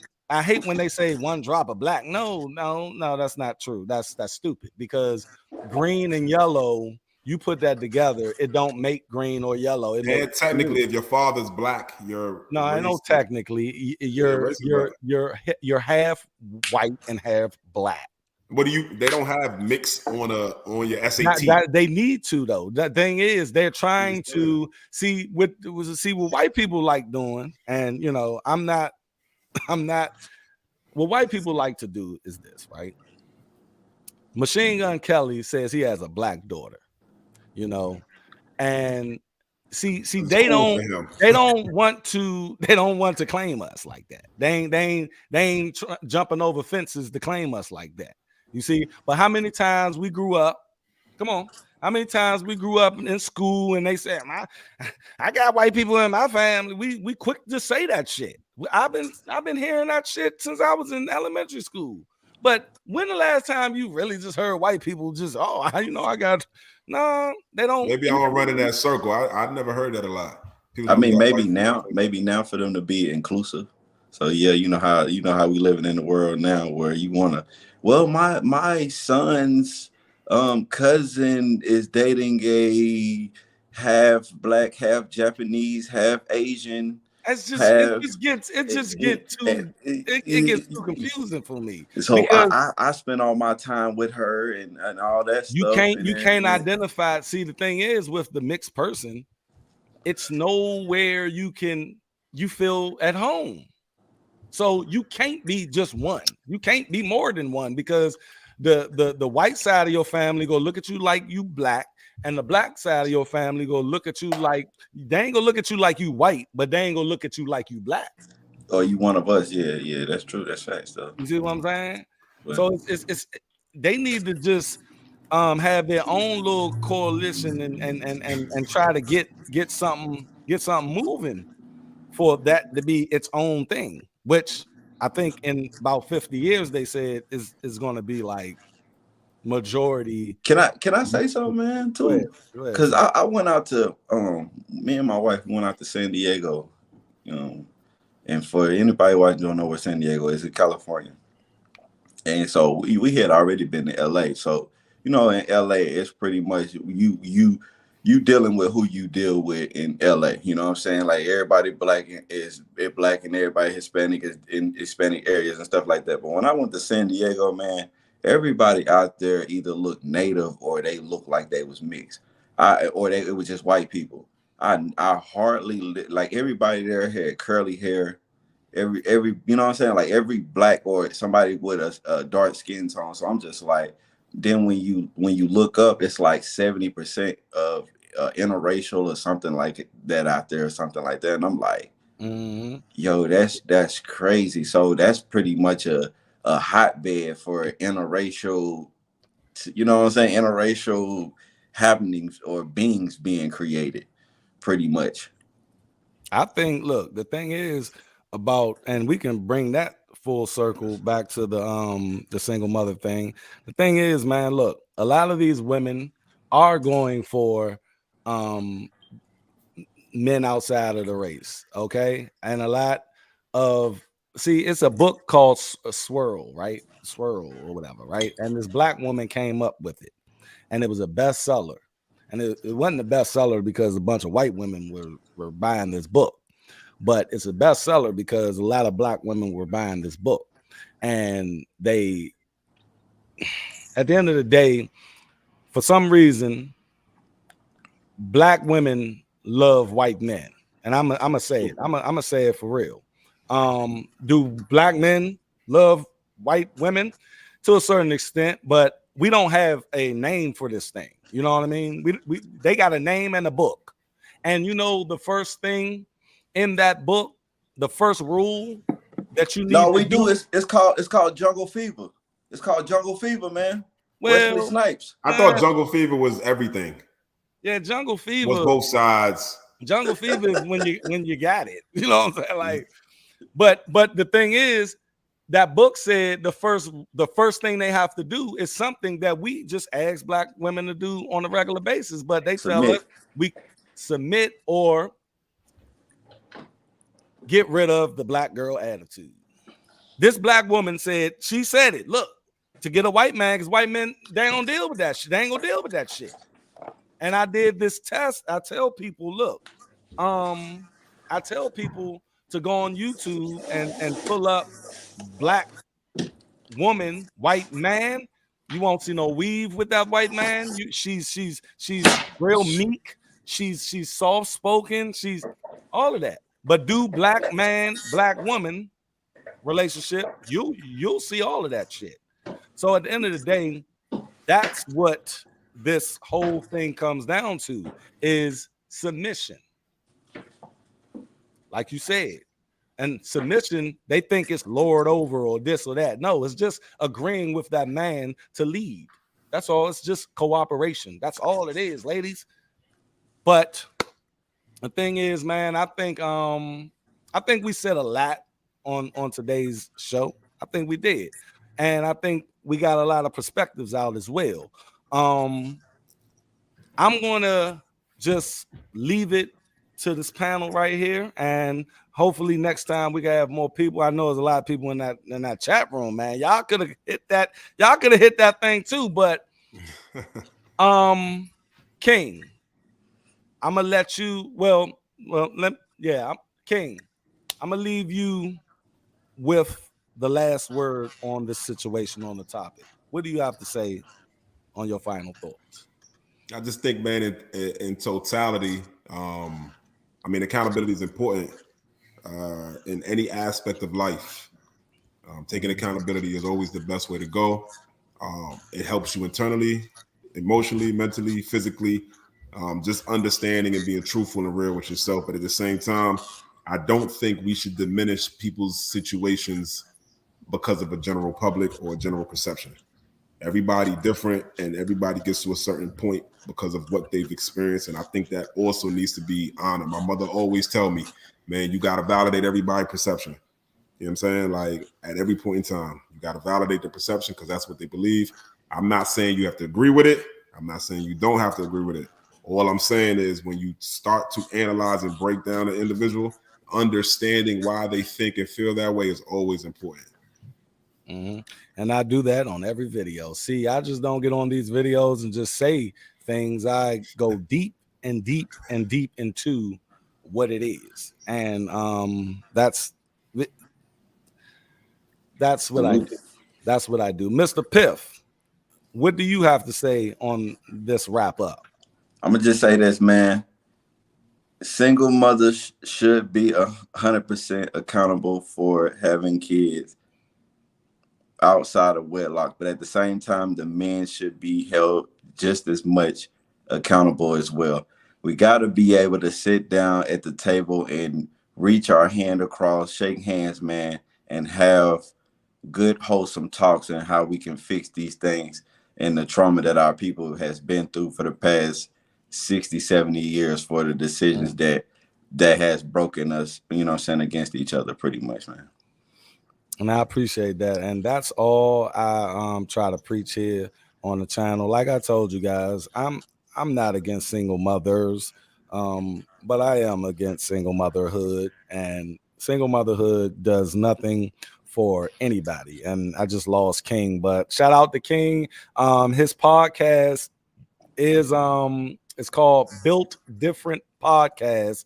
So if you guys please make sure that y'all go look for him. I don't know if he's on YouTube, but check the podcast apps, and it's Built Different Podcast. I'm going to put it in the description box as well. The thing is, Piff, we sit here on these platforms, man, and you know, I keep getting called the red pill. What is this red pill shit? I really don't know. Because like I told people, I don't know what it is, because these women, they be coming to my channel and they be like, you red pill. With it, I think I know what it is because I'm not part of that faction. I don't collaborate with these guys. Can you tell me what it is? I think, man, look, me personally, I think the red pill, you know, either you got the red pill and the blue pill, or these purple pills, black pills, all that stuff. I just think that the red pill, I guess, like I said, I don't know. I'm not trying to say it is or it ain't, but I think that they're equating that to like the manosphere, like I said. And so when I was talking about the women on the last show that, you got your pink book lessons and you got your DDs and all them, they will call those women of the manosphere or red pill women. And that's basically women who are just basically telling people the truth. So you're a red pill person telling somebody the truth instead of giving them the blue pill, as in the Matrix. They used to call them women bed wenches. Or they calling them mammies and pygmies and all that stuff. Okay, I see. And somebody, Robert Carmichael, said red pill is logic. Fuck it. I'm the red pill man. Then it's the truth. Red pill is the truth, man. And that's where I thought it came from. The Matrix, Morpheus. Yeah. You want the red pill, or you want?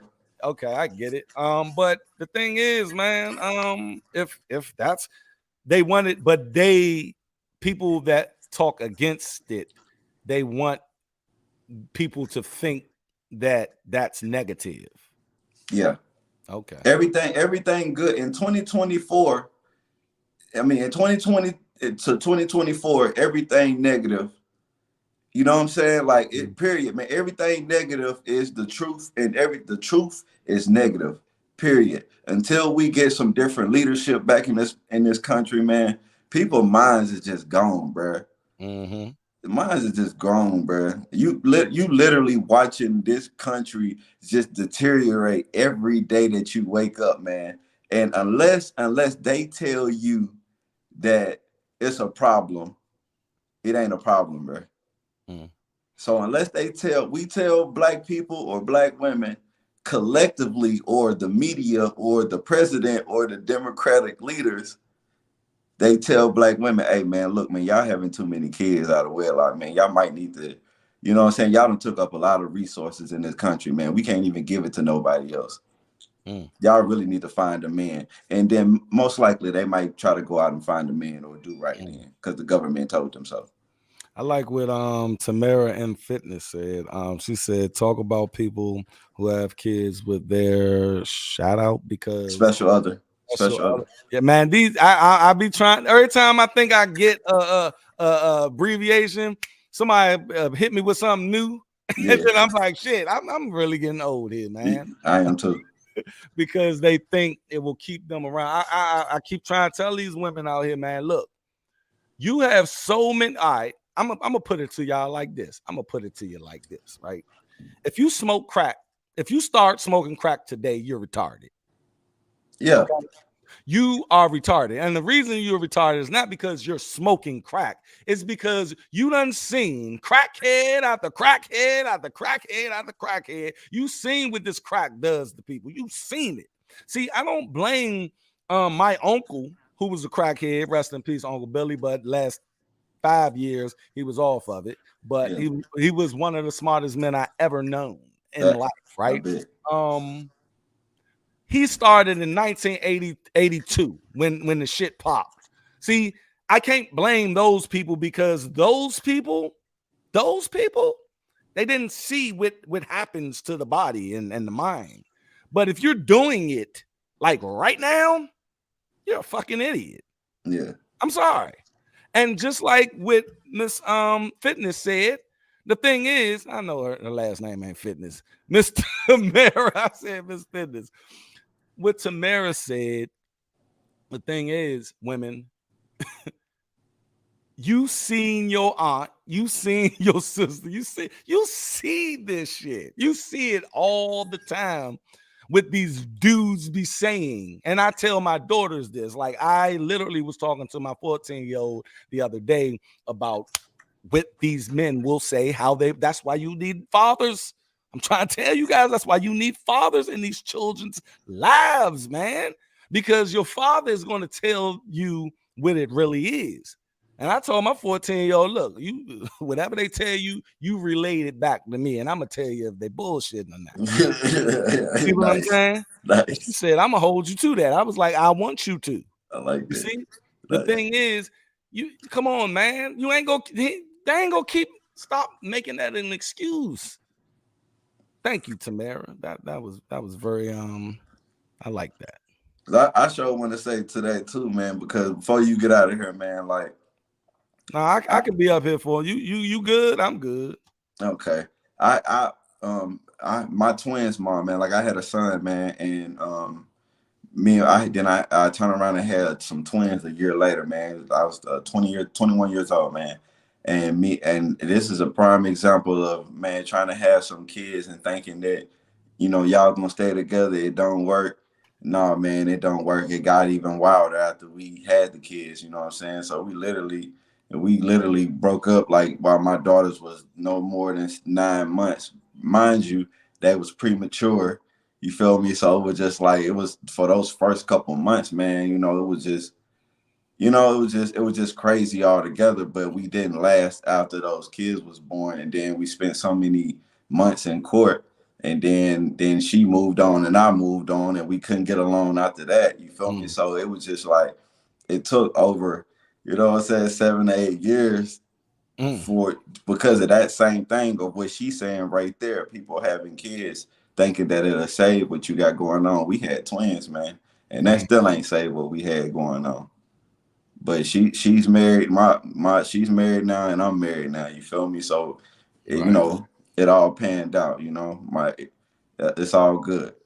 And my man King, and I like how he challenged me on the stats thing, and I don't ever want someone to think that when I'm saying stats, I'm talking individuals. I know it's outliers out there, and I know it's exceptions to these rules, but the rules are still the rules. You know what I Yeah. mean? I can't Can't sit up.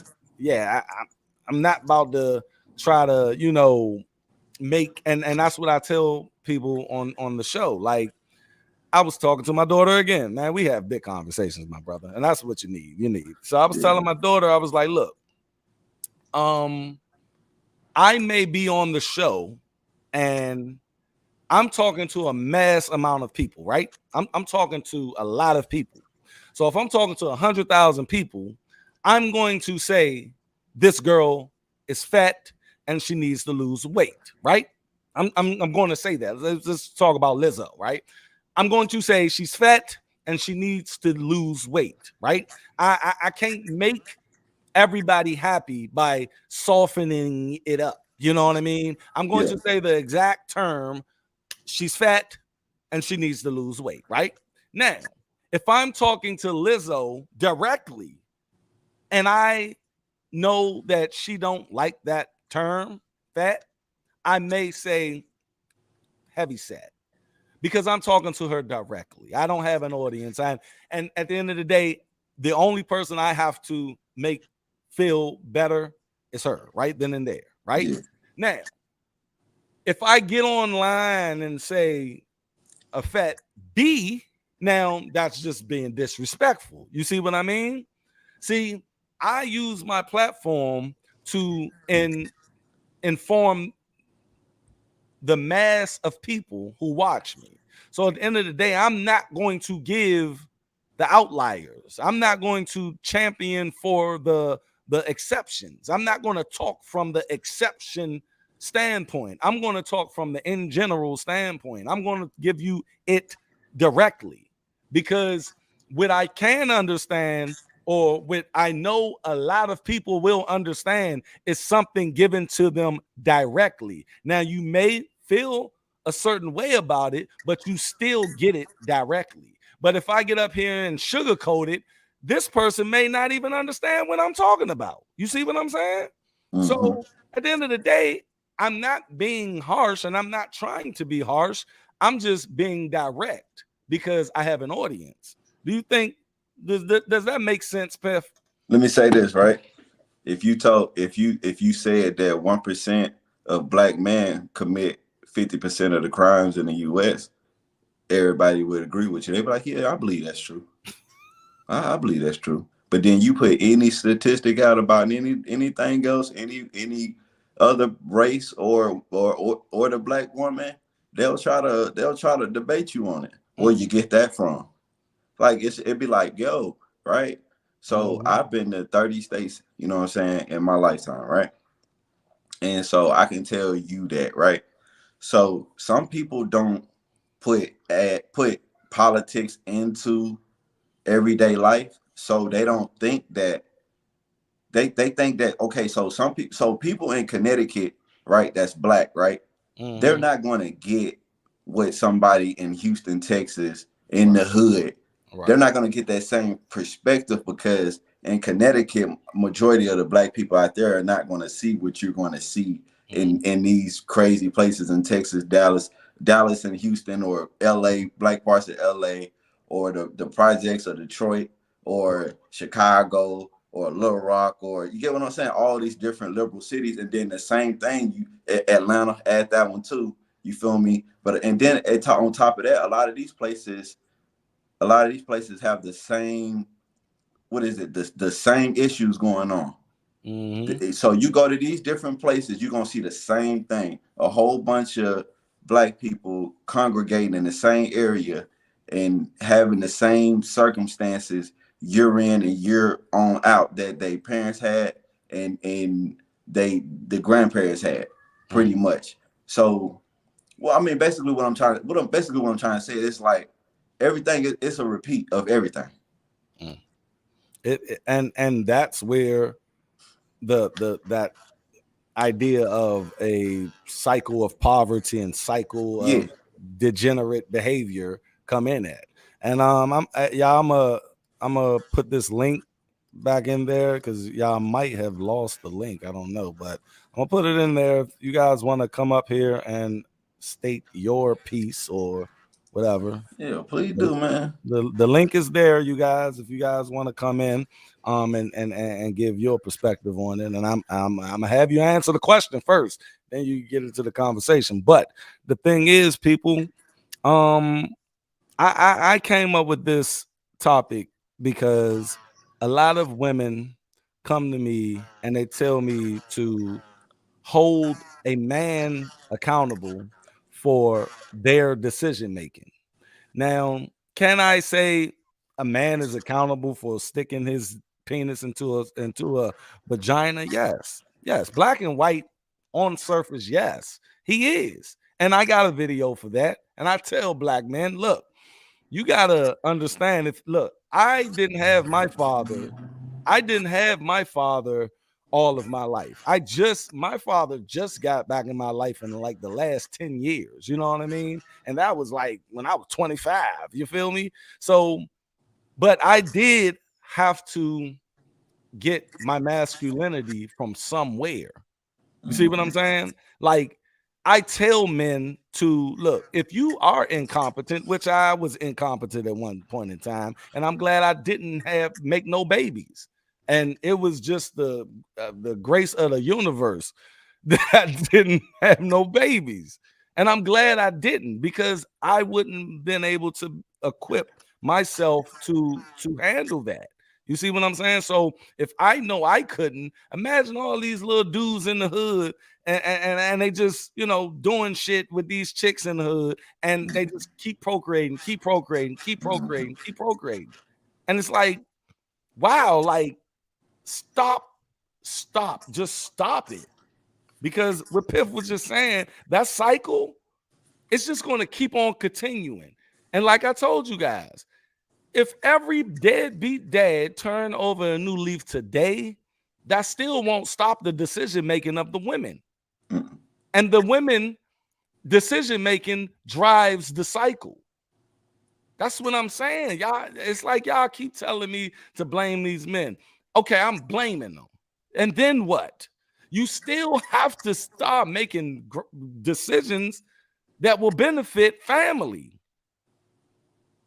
It won't stop until you decide to have children with competent men, and they are out there. Yeah, man. You know what though, man? How do we, I say this, man, it's just something that's funny, man, to lighten the mood pretty much, is we got to find a way to make nerds and geeks and like these dudes that are PhDs and these guys who are graduating school, these athletes that are actually smart, that are taking pictures with all these white girls. We got to find a way to, you know what I'm saying? Like, it's just like, it's crazy, because what women don't understand is, right, every day we're seeing black men excellence, but then you can turn around and see a whole apartment complex being sold to HOA, and then here you go, 100 black women on the streets, and it's been in every one of these liberal cities, man. Like the pandemic messed our black women up so much that people don't even understand that. Like I don't even want to quote that dude Kevin Samuels, because I wasn't really a fan of him, but it's like, yo, he was saying something about the cold winter or some shit like that, but it's like, yo, women are actually out on their ass right now, and then they try to equate men back in it, like that it's all men fault why black women are not, I mean, or getting put out their houses and stuff. And it's like, no, because I bet you a lot of those women are single black women, and when you see it, they are single black women with 3, 4, 5, 7 kids being put out their cribs, that they was getting what is it, Section 8, getting half off for paying a percentage of rent. And it's crazy because everything is being shown in a light, and at the same time we're still getting the blame for what they're going through. But at the same time, like, you married, I'm married, I got majority of my brothers are married, their wives are black, their wives are good, their wives got business, my wife got a But business. Piff, you gotta understand, if these same women who got put out and all of that, and struggling, they are not humble. You see, these women cannot be humble enough to say, okay, fuck it, we can't do it. Men, can you help us? You see what I'm saying? It's no like hashtag men help us. You feel me? It's they cannot humble them. They will rather go to OnlyFans than ask their men for help. You see? Yeah. The thing is, that pandemic done fucking had a lot of OnlyFans accounts open up. You see? And that's where I'm saying, like, wow, like, can y'all just ask for help? Look, I told you guys that I'm putting out something tomorrow. I just got to wait for this monetization to kick through on YouTube. But it's 12-step program for single mothers. And when you hear it, it may sound funny, but it's not. I swear I'm so serious on these videos. I got 2 videos. I got an introduction video that I'm going to put out, and that's going to lead you into the main video where I'm breaking down all of these steps, man, that will help these women find a suitable man to help raise their children. And guess what the first step is? The first step is admitting that raising a child in a single mother home is the worst condition you can raise a child in. Don't you know how Alcoholic Anonymous got you got to admit that you're an alcoholic? Yeah. That's the first one. So you can't get to the other steps without admitting that this isn't normal. This is not natural. You see? And it's one step where it's be humble. It's just be humble. Just be humble. Be soft. Be soft-spoken. Try to be meek. Just try to be there with your man. Like, damn, you don't have to be that hard. You don't have to struggle. And a lot of women out here just can't get over that lump of, damn, I need you. But it's a saying out there that when I put it in a title, my views go up, because that saying, the hashtag, I don't need a man, is so popular. I put that in my titles. Just, I'm like, man, do I want some views today? Okay, I'm gonna put that in my title. You know what I'm saying? And that's messed up, because it's prevalent. And it goes to your point of they just don't want our help. They don't want it. That chick that was probably a troll, but it's true. Women out here talk like that. I know y'all seen that video I put out with this woman came on my shit and she just said black men ain't shit. Yeah. Yeah, but we know that that's not true, man. Like I said, man, the thing is, right, that they'll always put out statistics of what black women are doing well. So they'll be like, black women are the most educated when it comes to the black counterpart or whatever. They're more educated than black women, but they'll never talk about how black women are more in debt than any other human being pretty That's much how in the oh, world. I'm sorry. That's what the fuck. Because me and King was going back and forth, and he said something funny, and I started laughing. That was what I was going to get to. What they did in 2015. Black women is worth $5. Yeah, yeah, There we and go. but but it's like I said, it's not a we want to. Let me see. Tell people. Yeah, yeah, true, and that's all facts, because at the end of the day, right? I don't even know how many in the past 50 years kids that black women alone done AB'd, you know what I'm saying? But it's like that just them going to the doctor. Just imagine all other type of practices that they've done to get rid of, you know what I'm saying, or you know what I'm saying, or now and are now and then pretty much. But I mean, not to stare off, man. But I wanted to say basically about like there's ways, man. I feel like, man, I have these talks with my wife pretty much every day, and because me and my wife, you know, before we met, we both were some wild people. You feel what I'm saying? I'm not saying she was wild as me, but shit, when I came across her, pretty much she had niggas on deck. You feel me? But I felt like shit, every dude that she done dealt with was lame to me, pretty much. You feel me? And it was just like at a point like, oh man, you gotta prove to me that you even worth me even letting all these females go, because these dudes you talking to, they lame as hell. You feel me? Like I couldn't really, you know what I'm saying? But it was just like she did a whole 360 though. You feel what I'm saying? It was just like, shit, I ain't finna let this one get away. And then it got to a point in my life where shit, I ain't finna let her get away.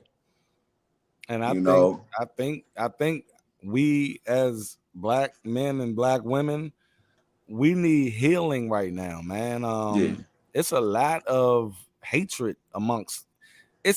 look, man, look, this government that did a motherfucking man did something to us that is we hate each other. Yeah.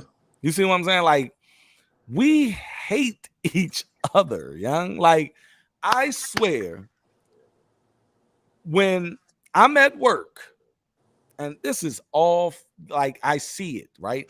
When I'm at work, and I have a lot of black women that I work with, right? They shit on the authority of the black supervisors. Yeah, Like, they shit on it. Like, when they come in the room, these women, I hate this nigga. Like, but any white guy, our white manager, when he comes in, here you go. Like, it's my bruh.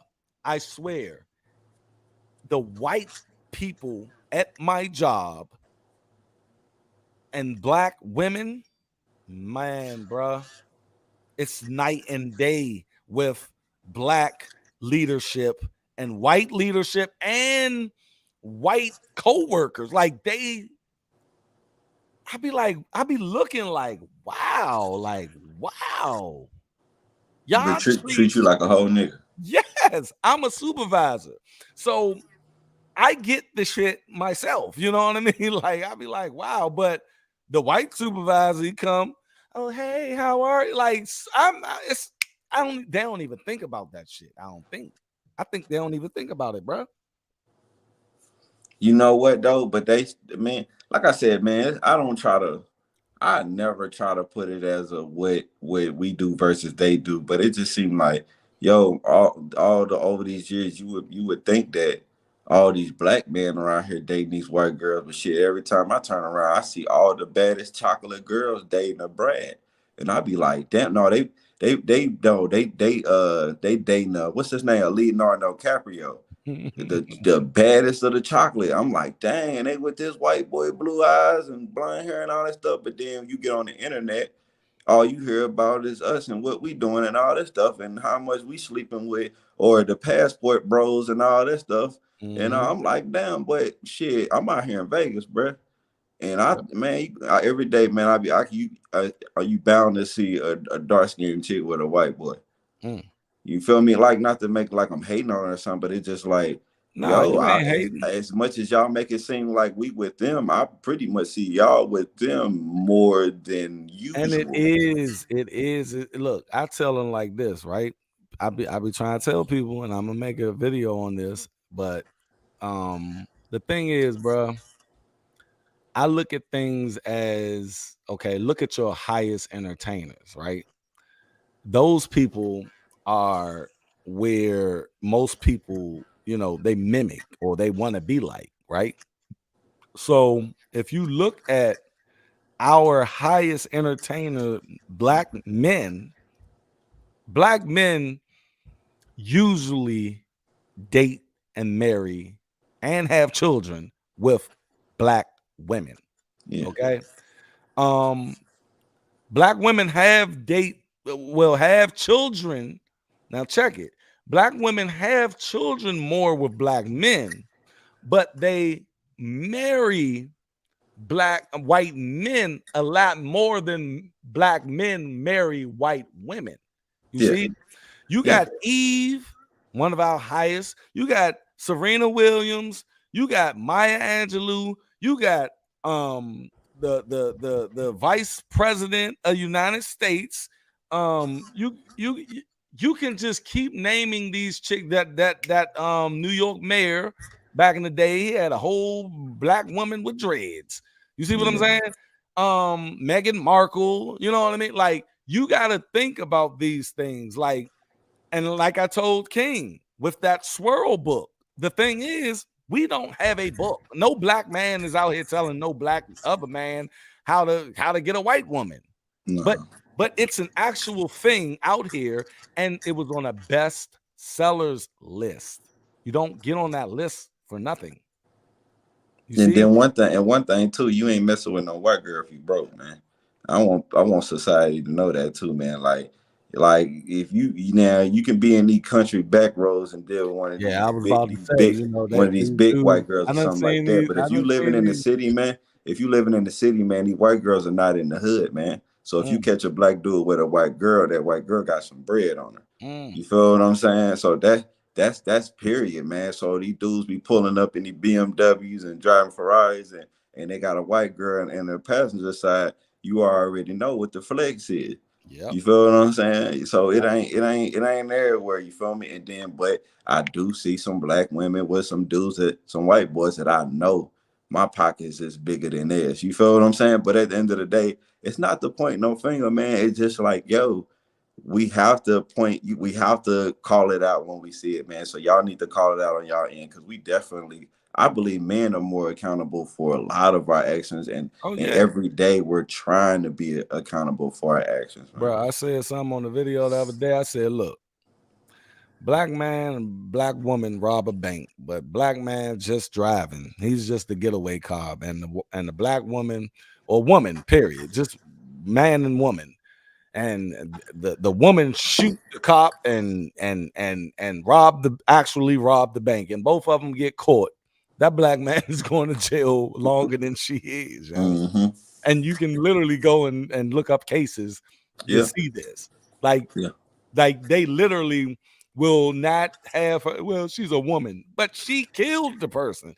You got women out here that set the whole murders up for a black man to go kill another black man, and she get less time. Like she hired the guy.